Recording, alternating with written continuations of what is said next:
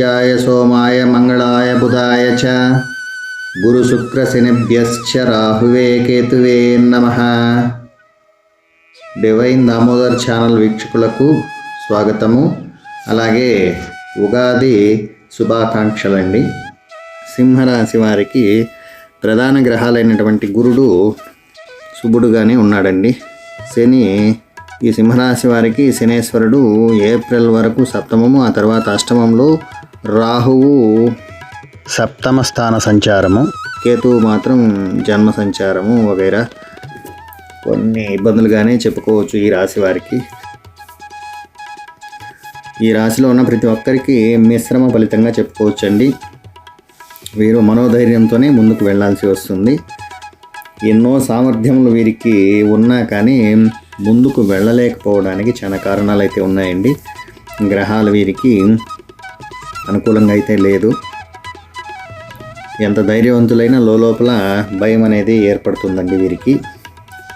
రక్తబంధువర్గంలో కొన్ని కలతలు, అశాంతి, ఆరోగ్యరీత్యా కొన్ని ఇబ్బందులు పడేటువంటి అవకాశము, గుప్త శత్రువుల వల్ల బాధలు ఏర్పడుతుందండి వీరికి. సొంత విషయంలో కన్నా కూడా మిగిలిన వారి పనులు అంటే ఇతరుల పనులు ఏర్పడినా చాలా వరకు శ్రద్ధ పెట్టేటువంటి అవకాశాలు కనిపిస్తుంది. లేనిపోని అనుమానాలు, మనసులో ఇబ్బంది పెట్టుట అండి. మీ ఉపకారము పొందినవారు, మీ సొమ్ము తిన్నవారు కూడా మీకు శత్రువులుగా మారే అవకాశం ఉంటుందండి ఈ సంవత్సరము. కాబట్టి ప్రతి ఒక్కరి విషయంలో కూడా మీరు జాగ్రత్తగా వ్యవహరించాలి. వీలైనంత వరకు నమ్మకపోవడమే మంచిదండి. ఎవరిని కూడా తగు జాగ్రత్తలు తీసుకోవాలి. ఉద్యోగస్తులకైతే ఏది కలిసి రాదండి, కొంత ఇబ్బందిగానే ఉంటుంది. ఎంత పని చేసినా తగిన గుర్తింపు అయితే ఉండదు. ఆ బాధ మిమ్మల్ని వేధిస్తూ ఉంటుంది ఇంకా కొంతకాలం వరకు. మీ తెలివితేటలు సరిపోవండి ఈ సమయానికి. చాలా వరకు అవమానాలకు గురి అయ్యేటువంటి అవకాశము ఉంది. రాజకీయ నాయకులకు యోగదాయకమైన కాలం కాదండి. ధనము మంచి నీళ్ళ వలె ఖర్చు పెట్టినా కానీ గుర్తింపు కలగదు. కాబట్టి తస్మాత్ జాగ్రత్త. కళాకారులకు శని బలం లేని కారణంగా నూతన అవకాశాలు అంతంత మాత్రంగానే ఉంటుంది. కళాకారులు కూడా కొంత క్లిష్టకాలంగానే చెప్పుకోవచ్చు. వ్యాపారస్తులకు కావచ్చు, విద్యార్థులకు కూడా కావచ్చు, ఈ సంవత్సరం సాధారణ స్థితిలో ఉంటుందండి. జూన్ మాసం నుంచి గురువు యొక్క ప్రభావం అంటే గురుబలం వల్ల కొంతమేర కొన్ని విషయాల్లో మీకు ఉపశమనం లభిస్తుందండి. అలాగే ఈ గురుబల ప్రభావంతో శని యొక్క చెడు ఫలితాలు కాస్త తగ్గుముఖం పడుతుందండి. అంతవరకు చాలా వరకు జాగ్రత్తగా ఉండాలి. విద్యార్థులకు జ్ఞాపక శక్తి తగ్గినా కానీ చదువు యందు మాత్రం రాణింపు అయితే ఉంటుందండి. చాలా వరకు ఉత్తీర్ణత సాధించడానికి విద్యార్థులకు అవకాశం ఉంటుంది. ర్యాంకులు అయితే పొందలేరు కానీ ఉత్తీర్ణత అయితే ఉంటుందండి. వ్యవసాయదారులకు కొంతమేర నష్టాన్ని కూడా ఎదురు చూడక తప్పదు.